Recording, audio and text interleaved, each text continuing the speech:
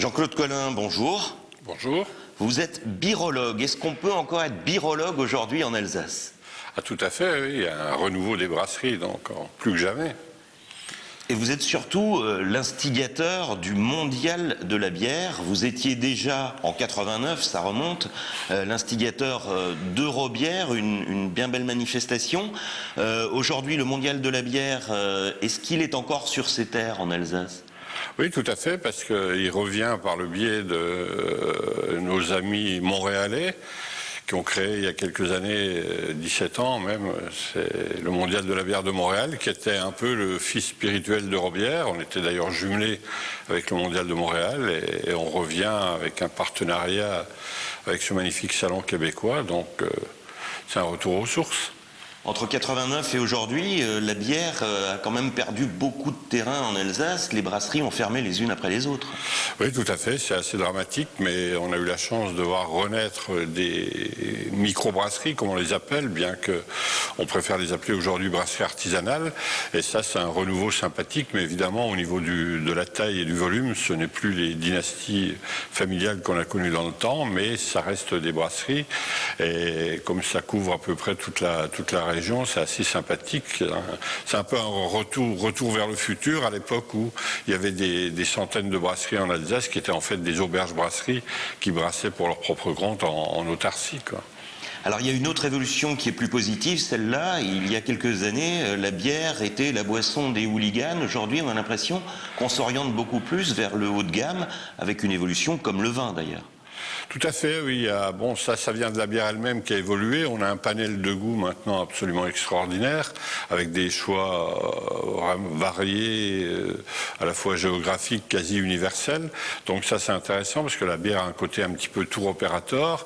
La qualité s'est améliorée aussi grâce à certaines techniques, à certains matériaux qui ont évolué, et puis les matières premières aussi qui ont évolué. On a maintenant notamment en Alsace, des houblons merveilleux auxquels la plupart des gens se rattachent, et ça, c'est intéressant. Alors, cette évolution, elle est aussi dans la mentalité des gens. Il y a de la bière presque partout sur la planète. Ça aussi, ça favorise la hausse de la qualité et de la convivialité. Oui, c'est-à-dire que la bière a quasiment retrouvé une identité, c'est-à-dire qu'avec le renouveau des brasseries, avec leur côté départemental, on a des bières identitaires, c'est-à-dire des bières de terroir qui sont faites avec des produits locaux. On fait de la bière à la châtaigne en Corse, on fait de la bière au génépi dans les Alpes, ici on fait de la bière au bourgeon de sapin ou au sureau qu'on trouve dans les Vosges.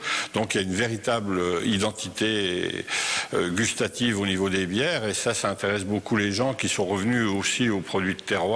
Et donc la bière est redevenue un produit un petit peu branché. On fait beaucoup de bière bio aussi, c'est dans l'air du temps.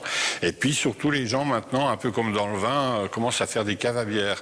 Et ça, c'est intéressant. Ils commencent à se composer des caves à bière, puisque on a la chance de trouver des bières du monde entier, et des goûts différents, des bières de saison selon qu'on est en automne, en hiver, etc. Et ça, c'est vraiment, c'est presque ludique en plus. Donc comme le consommateur est zappeur, il est devant sa télévision, il est zappeur aussi au niveau du goût, et avec la bière, il peut s'éclater totalement. Alors qu'est-ce qu'on trouvera à Strasbourg du 22 au 24 octobre prochain?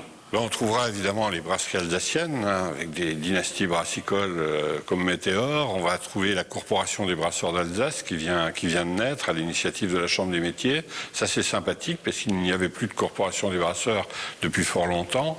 Donc ça prouve qu'il y a un renouveau du métier. Là, on parle vraiment de savoir-faire brassicole. Et puis, on va trouver des pays invités comme les États-Unis, le Québec évidemment qui est notre partenaire avec des bières extraordinaires, la Suède, le Danemark, l'Angleterre, et puis aussi des surprises pour beaucoup de gens, des brasseries artisanales du Brésil qui devraient révolutionner quelques palais. Alors à consommer avec modération, mais convivialité. Ah, tout à fait. De toute façon, notre slogan, c'est déguster peu, déguster mieux, parce qu'on part du principe que maintenant, il y a un public qui veut découvrir et déguster, composer sa cave à bière, mais qui ne veut pas du tout déraper dans le côté alcoolique du produit. Là, c'est vraiment une initiation et en même temps une connaissance du produit qui fait qu'on est plus qualitatif que quantitatif, et ça, c'est excellent pour tout le monde. Jean-Claude Collin, merci. C'est moi qui vous remercie. Au revoir.